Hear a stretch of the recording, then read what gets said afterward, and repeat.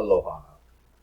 Let's look at the markets for May 12th, 2021, 12:42 a.m. Hawaiian Standard Time. Serious midnight oil being burnt here. It is not my preference. I like to be asleep around 10 o'clock, but nonetheless, I am not, so let's get it done. We're looking at the S&P 500. You see that the S&P 500 had a big sell-off. Big sell-off here, opened up lower here.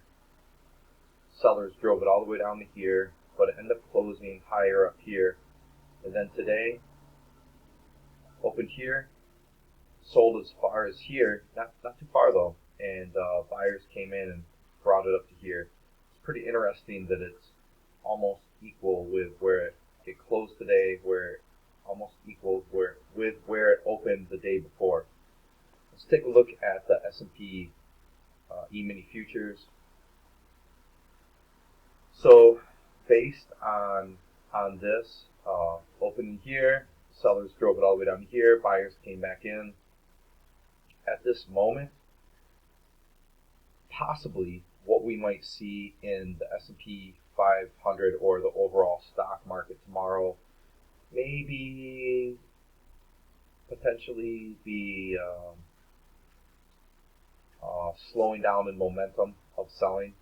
That could be, it could be for more than one day. It could be that this was, 1 or 2 days. Maybe there's going to be more selling coming. I would guess that possibly maybe a little bit movement to the upside, but something's going on here. That's the point. Something's going on when we see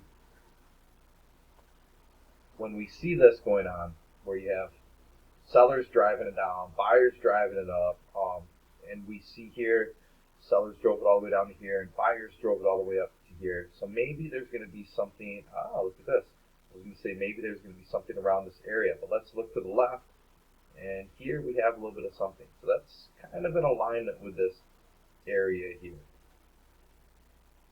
To the left, yeah, possibly. Let's look to see if it starts building a base.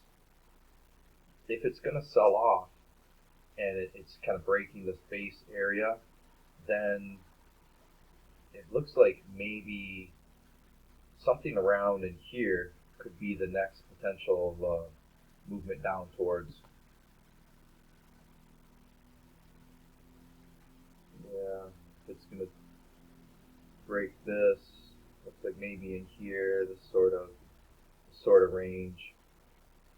So we will see what happens. Now, regardless of what happens, if you have a proper understanding of how to use put options as an insurance policy, then things like this, they're not going to bother you as much. Whether you have a proper understanding of how to use put options as an insurance policy right at the moment, I don't know. But you know what? You can always learn. So anyways, let's look at my favorite thing to trade, oil. What is oil doing? Oil, when we were looking at the S&P, remember we saw these kind of those lines. Well, oil did that where the opening here, the closing here, sort of in this range here. Now we're moving up here, so we will see what's going to happen. I personally have a trade with oil right now, and as long as oil stays above an undisclosed number, it's disclosed to me but undisclosed to you, it's somewhere in this area, then what are we making money? So that's what I'm guessing. I'm guessing oil is going to stay above here. If I'm wrong, so be it. But I'm really waiting to see how much is it gonna break out. How much above this is it gonna break out? For months I've been listening to people that have a lot more experience than I do in the markets, especially in the oil market, macroeconomics, and it's pretty interesting some of the things that they're saying of what they think the price of oil is going to do throughout the course of 2021. For the moment though, looks like we might be having some support come in here, and let's look to see if that holds. Gold. What's cracking with gold? Well, it looks like we might be building a new sort of base or layer of support.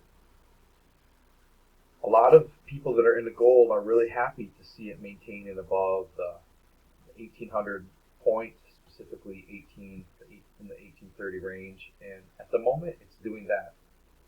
Now with the gold market and silver market, it would appear to be, and maybe it just flat out is, that the price of the actual asset. So in the derivatives market and in I'll say specifically the stock options derivatives market, the price of the asset, the price of the stock, is the prime is a large determining factor in the price of the derivative. So if you were going to do some sort of option with the S&P 500, the price of the actual thing, the actual tangible stock, would have a greater impact on the options price or the derivatives price versus the other way around. So apparently in the gold and silver market, the price of the physical asset, the ounce of gold, the ounce of silver, is determined by the derivative market. So what does that mean? It means that if you're interested in gold, in silver, in the financial markets at all, you should begin to ponder it and look into it and go through your own learning process with it. We'll talk about it more in the future, but if you haven't figured this out, if I haven't told you already, my job here is to lead the horse to the water.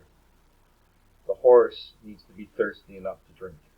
Now, maybe the water for you isn't the gold and silver market. Maybe not, no problem. But if you're kind of interested in it, it's something to look into. In the gold and silver market, is the price of the physical asset determined by the derivative paper market? If so, why, and how does that affect what you're doing? Speaking of silver, let's take a look at that. All right, looks like maybe we have a little bit of a base forming here. It's definitely, remember a couple days back we were looking at these large candles. We wanted to see how far they're going to pull back into them. Not pulling back too far, and they're closing up here. So we will continue to see what happens. Looks like around this area here, which we're kind of, see it went up here, touched it right at 28. It's 28, between 28 and 28.50 seems to be a little sticking point. So we will watch to see what happens. Another side note about gold and silver, because this is trading, investing strategies. For me personally, I do less trading of gold and silver itself. I'll do more trading of gold and silver mining stocks, and I'll do more investing in gold and silver. So if you're not sure what the difference between trading and investing is, then that's another thing you can look into. Well, ladies and gentlemen, I'm going to wrap it up. I want to go to bed. 12:51 a.m. Hawaiian Standard Time.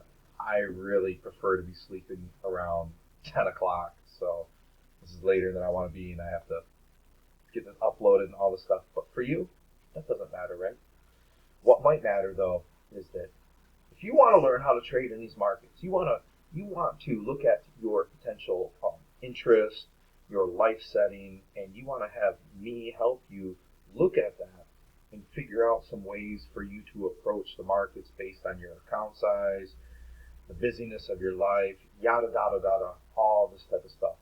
Then reach out to me and we'll work something out. You have a fantastic night.